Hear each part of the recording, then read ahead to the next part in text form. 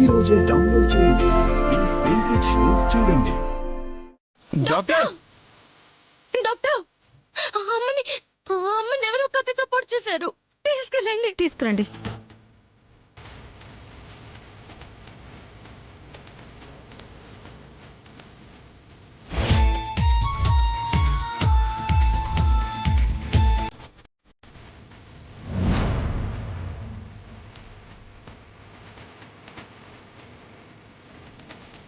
ఊరుకో వదినా, మేడంకేం కాదు, నువ్వు ఏడవద్దు.